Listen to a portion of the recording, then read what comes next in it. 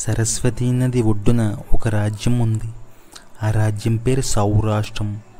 ఓ రోజు యువరాజు వీరేంద్ర ఓ అన్యదేశ యాత్రలో ఓ శిథిలమైన ఆలయాన్ని సందర్శించాడు. అక్కడ ఓ శిలాపలకంపై రహస్య సంకేతాలు కనిపించాయి. కామపిశాచిని మాయలో పడకూడదు, నిషిద్ధ ఆలయం ప్రవేశించకూడదు. అయితే ఆలయం లోపల ఒక అపురూప సుందరి వీరేంద్రను ఆకర్షించింది. ఆమె అనిర్వచనమైన అందం, మత్తు మాటలు, సుగంధ పరిమళం అన్నీ కలిసి మనసును తిప్పేలా ఉండేవి. ఆమె పేరు మల్లిక. అయితే ఈ మాయాసుందరి నిజానికి కామపిశాచిని.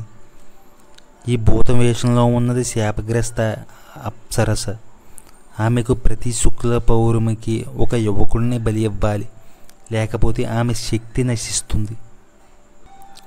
వీరేంద్రపై ఆమె ప్రేమ నటన. కానీ ఓ రోజు వీరేంద్ర తన గురువు తాంత్రికుడు కాళిదాసు వద్దకు వెళ్ళి ఈ అమ్మాయి గురించి విచారిస్తాడు. తాంత్రికుడు మంత్రసిద్ధి తంత్రసిద్ధి ద్వారా తెలుసుకుంటాడు, ఇది కామపిశాచిని, నీ ప్రాణం ప్రమాదంలో ఉంది, ఆమె మాయలో పడకు, రాత్రి ఆమె ఒంటరిగా ఉన్నప్పుడు శివకవచం చదువుతూ వెనక్కి తిరిగి చూడు. అలా చేసిన వీరేంద్రకు అసలు నిజం బయటపడింది. మల్లిక సుందరి కాదు, ఒక భయంకరమైన దెయ్యం. ముఖం నల్లగా మారిపోయి కళ్ళు ఎర్రగా వెలిగేలా మారింది. తాంత్రికుడు కాళిదాసు శివతంత్రం ఉపయోగించి అష్టముఖ భైరవ మంత్రం జపిస్తాడు. కామపిశాచిని మంటల్లో చిక్కుకుని అరుస్తూ, నా శాపం తొలగించండి, నన్ను విముక్తి చెయ్యండి అని వేడుకుంటుంది. నీ పాపాలు తొలగాలంటే నరబలి ఆచారం మానాలి, నీవు శివుని భక్తిరాలుగా మారాలి అని కాళిదాసు తీర్పు ఇస్తాడు. తన గత పాపాలు తెలుసుకున్న కామపిశాచిని ఓం నమ శివాయ అని జపం చేస్తూ శివలోకానికి చేరుతుంది.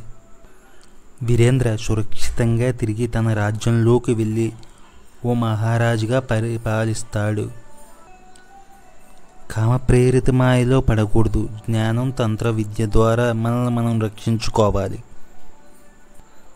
ఈ కథ మీకు నచ్చినట్లయితే ఇలాంటి మరెన్నో వీడియోల కోసం మన ఛానల్ని లైక్, సబ్స్క్రైబ్ చేయండి ఫ్రెండ్స్.